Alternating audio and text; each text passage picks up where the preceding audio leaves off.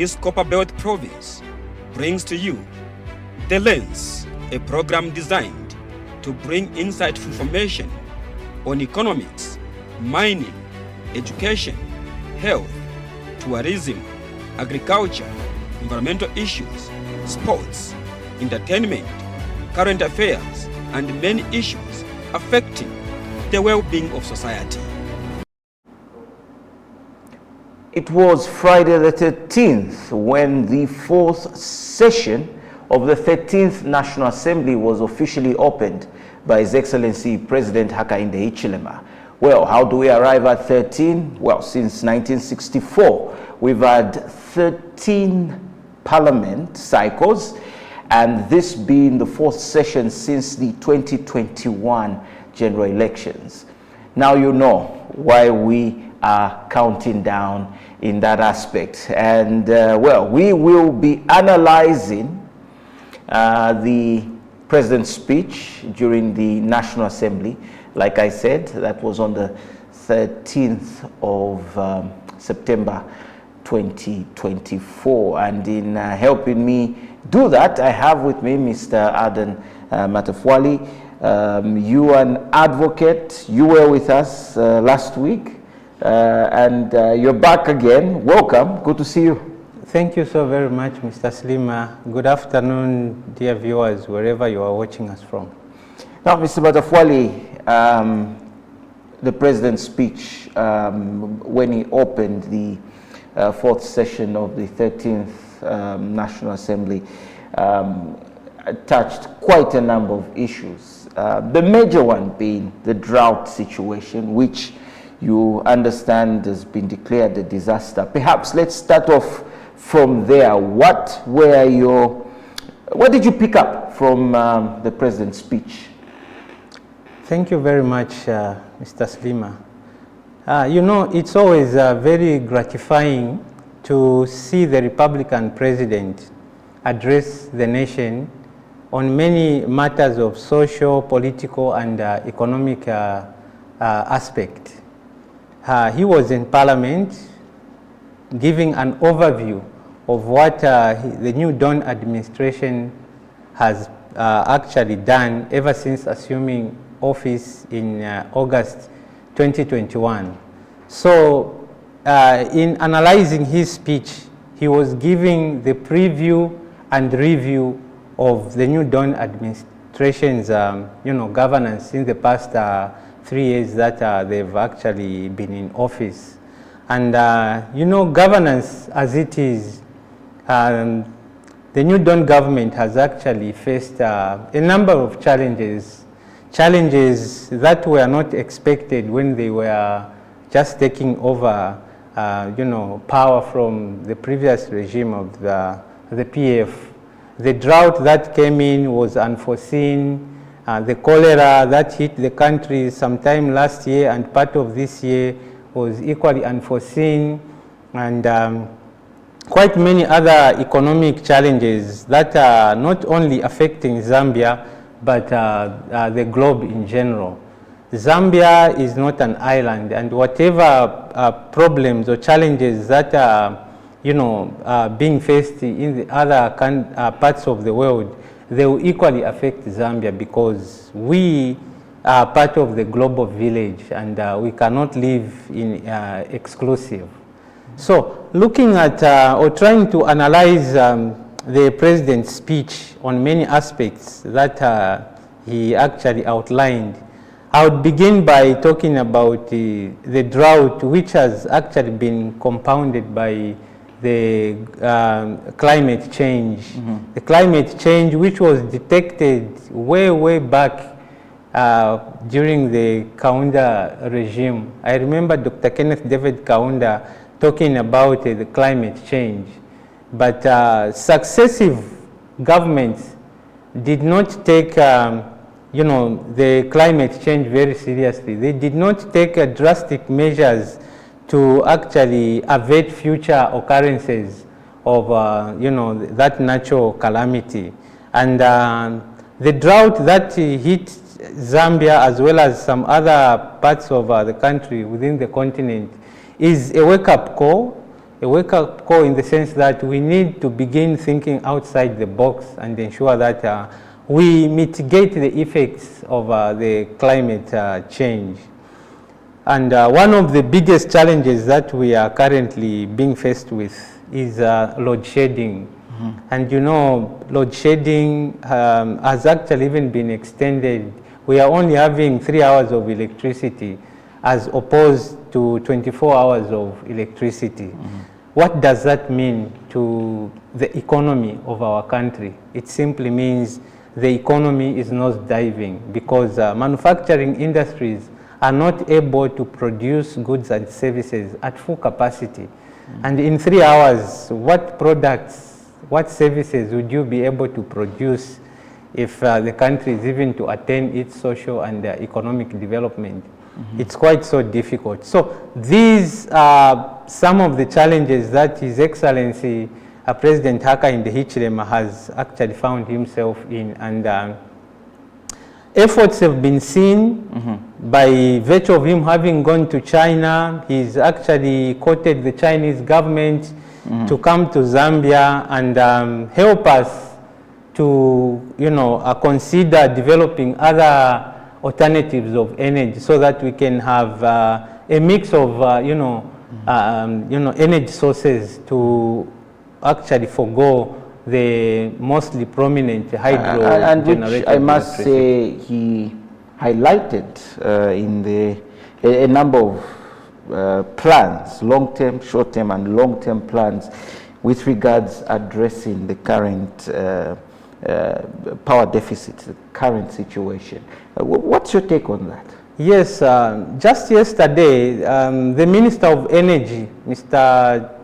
Chikote, was talking about government, bringing up measures to reduce load shedding to at least 17 hours and eventually 5 hours at most. And I'm sure there are drastic measures that have been lined up. One of them could be importing, possibly from East Africa, because previously we never had an interconnector from East Africa.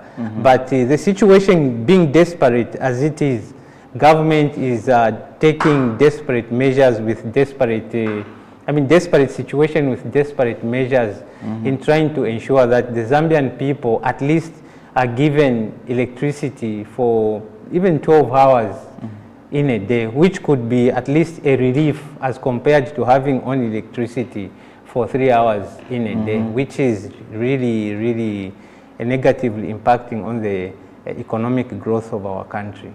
Sure. Okay. Yeah. Now, while we're still on energy and businesses, what's your take? Do you think there's hope in the president's pronouncements from his speech on Friday? You know, government usually given the mandate to govern, to give hope to the people. And my only advice to government is to try and create an open door policy where they would be able to get views even from the ordinary citizens, so that together we can see ourselves through, or we can see ourselves out of this, challenge that we currently have. For any government to succeed, or for any government to, achieve its objective, it's very imperative, it's very, very important that it considers implementing the 8 basic fundamentals of good governance. And one of them is a consultative approach, as well as making decisions based on majority rule. I remember His Excellency when he was in opposition, he gave a promise to say that he would come and govern this country in tandem with people's preferences. He would be able to get views from the general citizenship so that he applies them into governance and we move together. But normally we've come to realize that in certain instances, government does not listen from its people. It does not really get the views of the people so that they consider them in whatever aspect of development they are taking, and it becomes extremely difficult for government to succeed.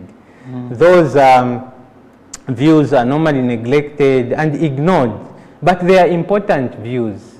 Like in the case of, maybe I would give an example of the export of maize, which was very much prominent. I think the citizens plus other, civil society organizations had actually been negatively, they've been consistently talking against the export of maize because just after it happened that we had exported maize, then we were hit by the drought, and then our food security has actually been hampered. So it's very important that government considers the views of its citizens in as far as governance is concerned. So hopefully going forward, government must have learned one or two lessons to ensure that the reason why they are holding on to government administration is because of the very people that actually gave them the mandate to be where they are. In short, I remember the Republican president at his inaugural speech at the Heroes Stadium, he said, "We are the servants, you are the masters." So from time to time, and almost all the time, the servant needs to listen to the master on how things are supposed to be done.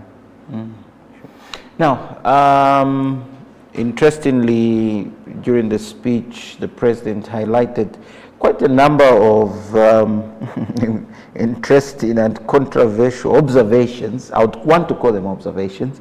One being the constitutional one with regards the 2016 constitutional amendment or constitution that was enacted in 2016. Partial amendment. The partial amendment. Yes. Thank you for that correction. And, you know, he observed there's quite a number of lacunas and gave an example of, I'm trying my best to use the correct terms, gave an example of the aspect of an election being cancelled, either because one of the participants resigns or, you know, his health does not allow them to contest in that election or passes on or whatsoever. And what would happen after that? Basically, what's your take on that? We discussed the constitutional amendment, partial amendment, back in 2016, 2017, in trying to understand what this one was. Let's rewind back and understand this particular aspect. It's very important to, first of all, comprehend the Constitution of the Republic in totality. And we need to look at how our Constitution was formulated. The genesis of our Constitution from 1899, when the British just entered Northern Rhodesia then. I would give our Republican Constitution in two facets. It is 125 years old, 64 years under Northern Rhodesia, and 60 years, I think by October 24th, under the Republic of Zambia. And we need to look at how our Constitution has ruled Zambia, how it has traversed or transcended from the time the British actually left Zambia. That's the time we got our independence on 24th October 1964. And the many constitutional amendments that we've had from 1964 to the present moment. And what is it that we've achieved of those constitutional amendments? Has it been for the benefit of the general citizenry, or the constitutional amendments have been for the benefit of the politicians? Because my understanding is that the Constitution is a document, it's a manual that gives a guidance to politicians on how government affairs ought to be undertaken. Now, looking at what the president highlighted during his speech at Parliament on 13th September, he cited one lapse, one gap or lacuna as it is fondly known by most of us, which could have led this country to go for at most 8 to 9 years without having, especially presidential elections. Of course, these other elections of the MPs may take place, the councillors and the council chairpersons, but the one which was very fundamental and cardinal was one that involves the Republican president. But it's very important to understand that the presidency is tied to the lifespan of Parliament. And when Parliament is dissolved, the president remains a caretaker president for the next 3 months until elections are held. So personally, as a layman, or with a little knowledge about that article, I would possibly say it would be quite difficult even for the president that dissolved Parliament to govern the country for the next 8 years, because he will have no cabinet to formulate. You can only formulate cabinet with the members of Parliament that have been voted together with you. Now, in this case, Parliament was dissolved in readiness for the general elections in the next 3 months. Now, we've got constitutional gurus, and we've got judges and lawyers. There have been debates, and sometimes I wonder why the Republican Constitution is interpreted differently by the same lawyers and judges who went to the same law school. Because this Constitution has to be uniformly interpreted so that the country can move in one accord and in one unison. So from time to time, we've had problems in interpreting our own Constitution, which has governed us from 1964 right up to the present moment. Now, if there is a lacuna in one of the articles, then it simply means there could be lacunas even in other articles. Our Constitution is 275 articled. So meaning in all the 275 articles of our Republican Constitution, there is need to thoroughly and deeply look at each and every article so that if there are any gaps or lapses, they are amended for future purposes, because we cannot go on with a faulty constitution. But according to one administrative and constitutional lawyer, he actually argued to say what the Republican president said was just an illusion, an imagination. And if he felt that there was a lacuna in that particular article, then he should actually quote the Constitutional Court to give an interpretation of that particular article so that the nation is well informed. So, in the debate that's currently taking place, my take is it's practically not possible to go the way a situation might lead to, seeing that whoever would be in office as head of state would find it difficult to remain caretaker president until the next elections are held? It's very possible. You know, two scenarios may happen, and the Constitution is very clear. I just don't know which article is that.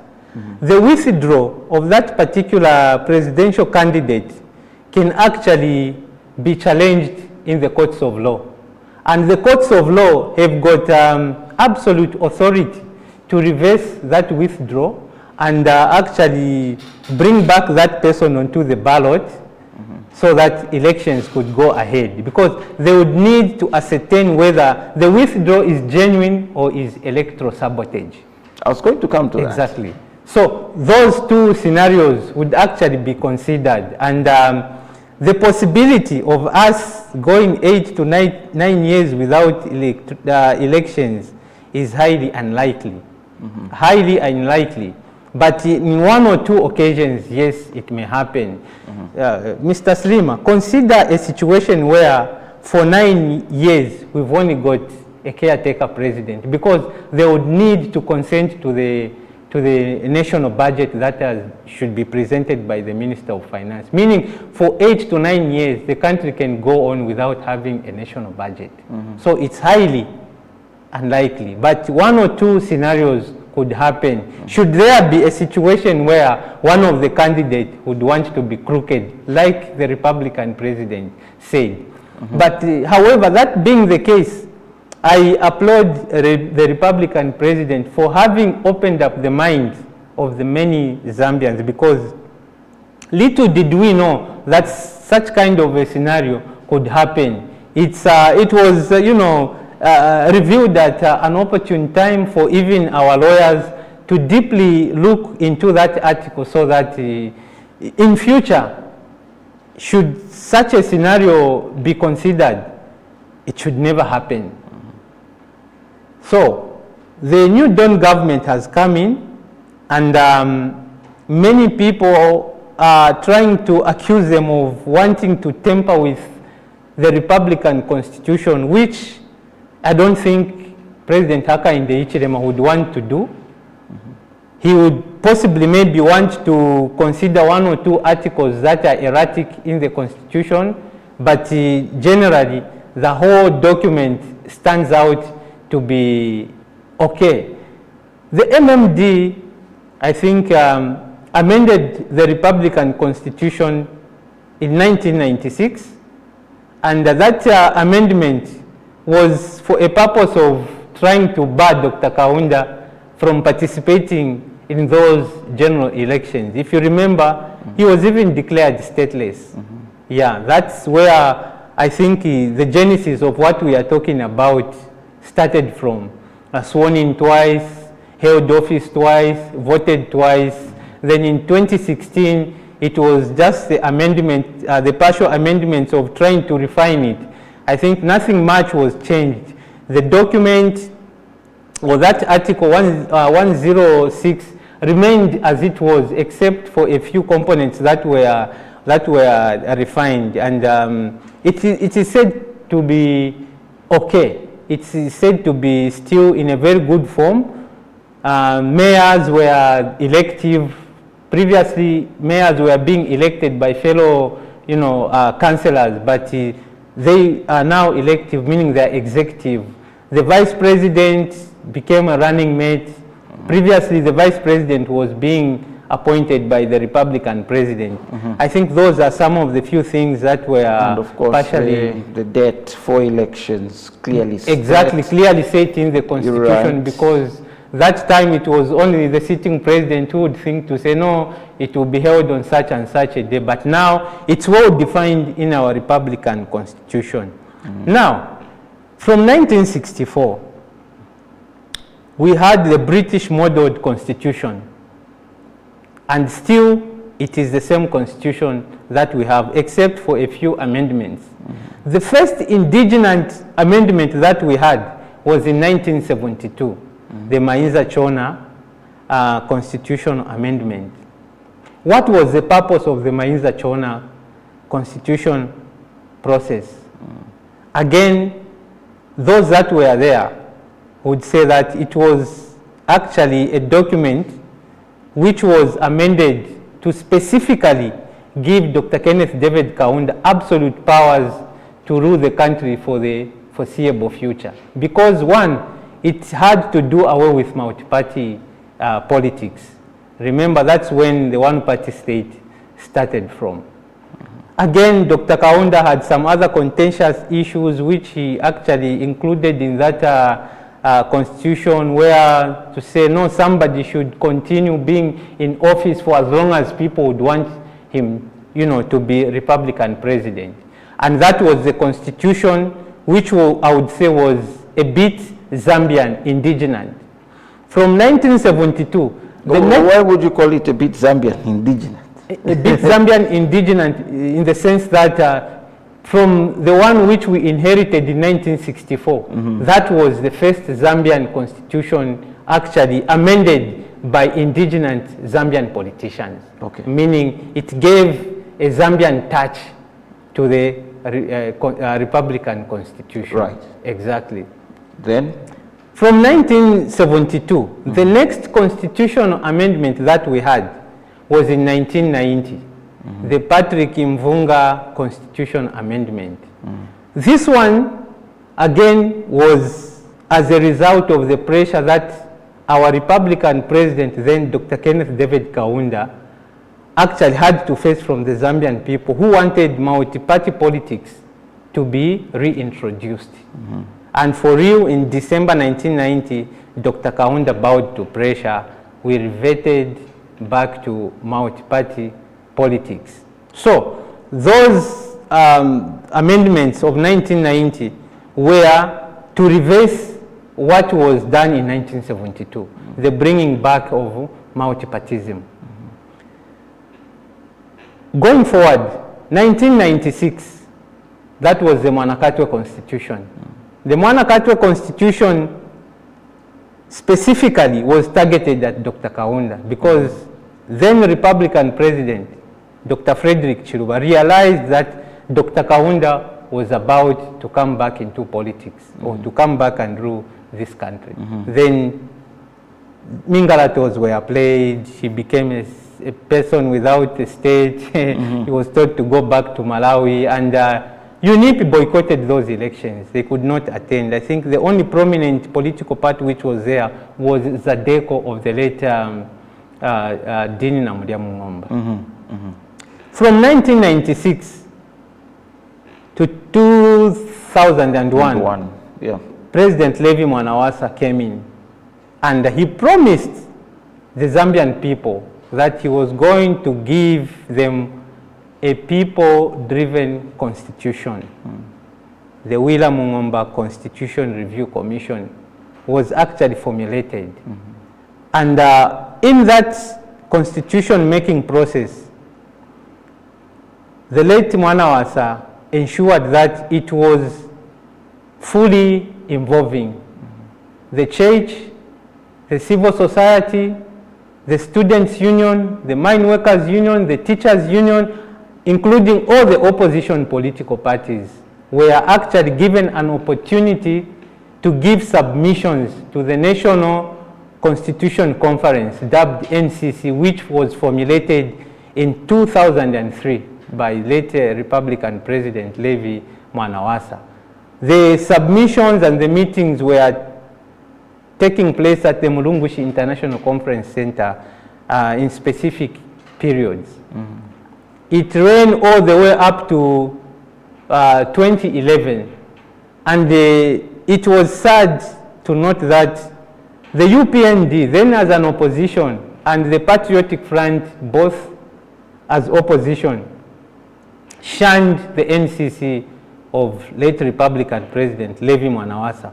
They could not go to submissions, and they actually totally did not want it to actually happen. Probably they thought the constitution was going to be manipulated by the MMD to their favor, such that by the time it was being presented in Parliament by later former Republican Vice President George Kunda, the final reading was shot down by the PF and the UPND MPs. It could not actually be enacted into law. And huge sums of money had actually been spent from 2004 right up to 2011 to give delegates that were attending the NCC at the Mulungushi International Conference Center. So that's how we actually missed out an opportunity to formulate a people-driven constitution, which was going to be done in good faith, I believe. By this time, we could not even have been talking about, constitutional amendments, lacunas, this and that, because all the people of this country were going to be part of that constitutional making process. From 2011, the next amendment, before the 2016 partial amendment, we had Michael Sata, who formulated a technical committee which was chaired by late former Chief Justice Anne Osilungwe. That technical committee was specifically created to look at all the constitutional amendments that we've had, so that the submissions could be put together and, rip out what was very much cardinal to come up with a very, viable and long-lasting constitution that was going to stand the test of time. But sadly, President Michael Sata died before those submissions could even be presented to him. But one thing that abhors me the most is why the previous Republican president, Dr. Edgar Lungu, did not continue with the submissions of that technical committee. He abandoned it and chose to have a partial constitutional amendment in 2016, which has got the lacunas that we are currently talking about at the present moment, which I would say it's the elephant in the house. So it's now to be seen how the new Dawn government will transcend from that partial constitutional amendment to going forward.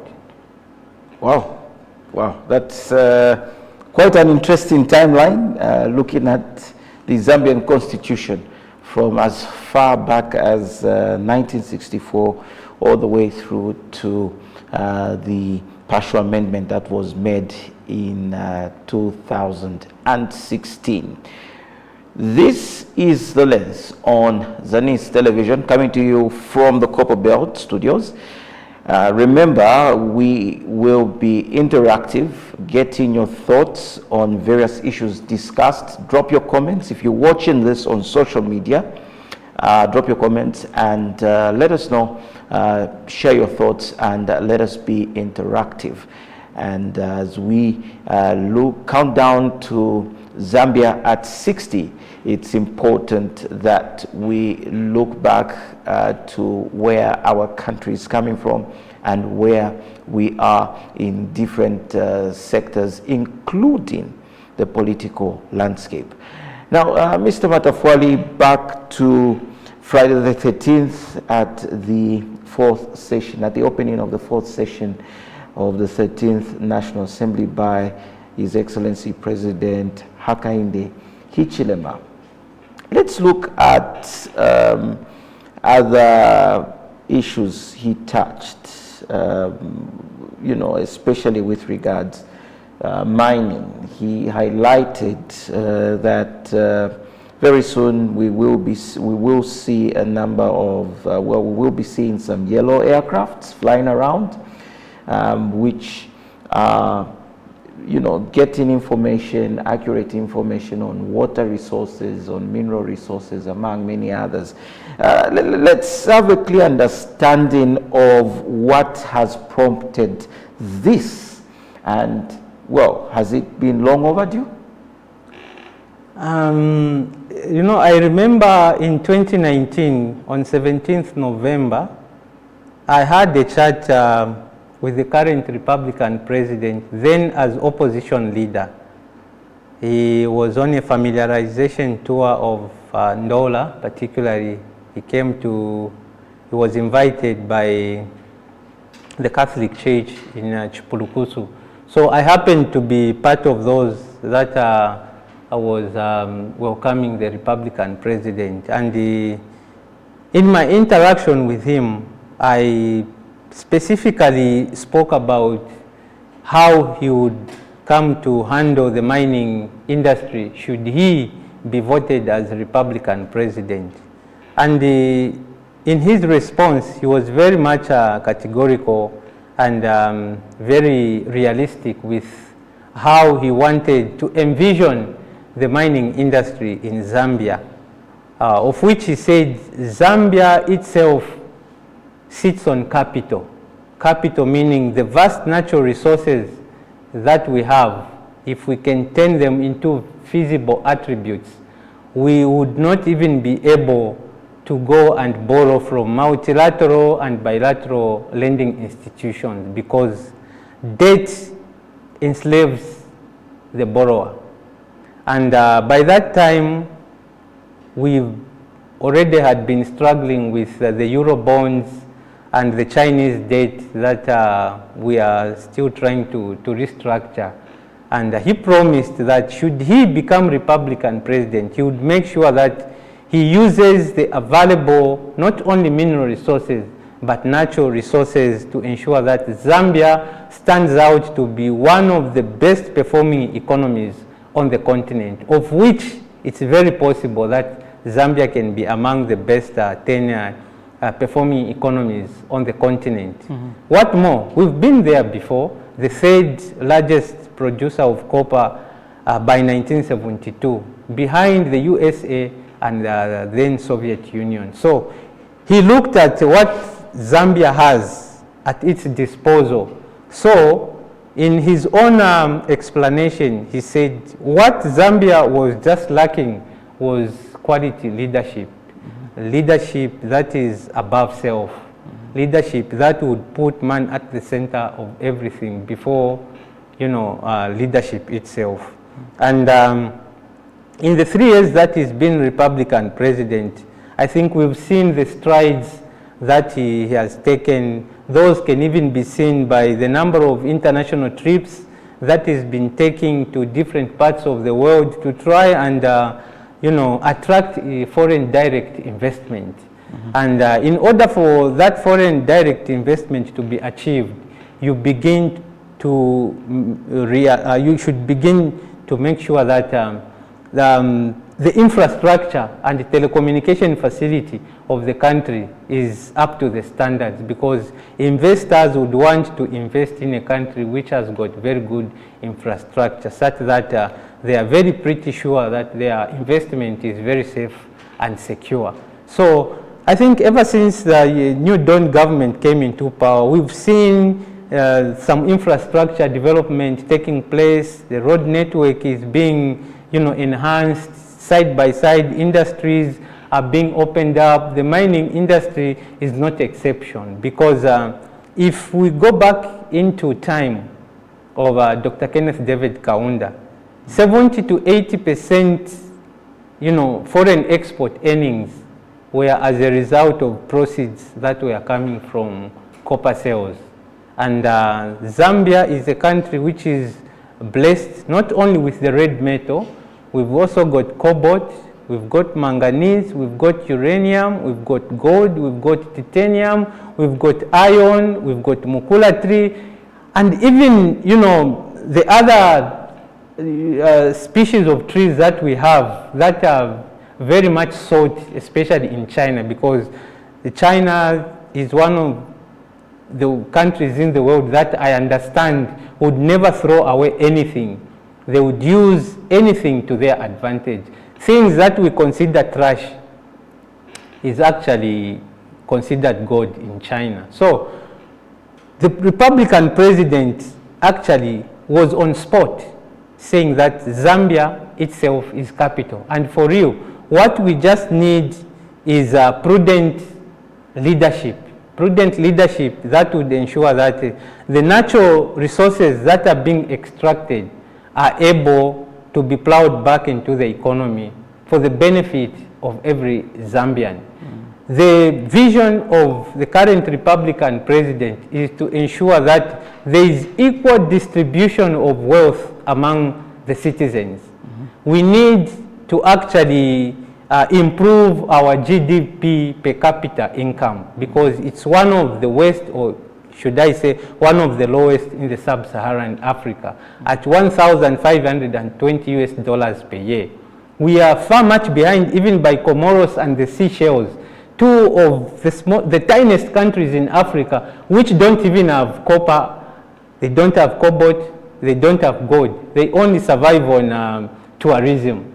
their GDP per capita income is far much higher than what Zambia has. At 17,000 US dollars per year, we are far much behind. So the president is by all means and working tirelessly, and in most cases I've come to realize that he does the job single-handedly, because he wouldn't want to wait for somebody who is showing inertia in, you know, bringing development to Zambia. So in some cases we've seen him doing almost all the works in all the ministries, or perhaps should I say micromanaging what is supposed to be done even by his ministers. So he's in a hurry to bring about development to this country, and he needs the support of all the Zambians, including the opposition that are bad-mouthing him. I think it's important that they bring their knowledge, they bring their intellect on table,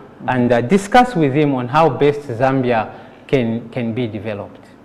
Well, we are slowly running out of time. And as we conclude, Mr. Matamfwali, what would your concluding remarks be? Points drawn from His Excellency Dr. Hakainde Hichilema's speech during the opening of the 4th session of the 13th National Assembly. I think the first thing that we should begin to look at is unity among the political players in our country. The country that is politically divided may not be able to realize any meaningful development. So my appeal is to the opposition, political leaders, to find it very easy to meet with current Republican President, His Excellency Mr. Hakainde Hichilema, to iron out whatever they feel is not being done in this country, because the achievements of the new Dawn government will benefit every Zambian regardless of political affiliation. The failures of the new Dawn government will affect every Zambian regardless of political affiliation. So the key is unity. I normally give an example of the ants, small as they are. They normally plan well ahead of time. You would never find ants they've hunted, perhaps maybe a cockroach. They are pulling in different directions. They always move in one direction to go and store whatever the catch is for preparation when winter, or usually mostly when winter comes, because they go into hibernation, they hide. So they would go and stock their catch for future consumption. So they move in one direction, they don't pull apart. I think if we tend to copy from what ants do, then we'll be moving in one direction, such that the achievements that will come forth from that approach will benefit every Zambian and our future generations. Well, there you have it. This has been the lens from Zanis on the Copper Belt, where we were looking at President Hakainde Hichilema's speech during the official opening of the 4th session of the 13th National Assembly. I've been your host, Curtis Slimer. Join us next time for another edition. Wishing you a pleasant day.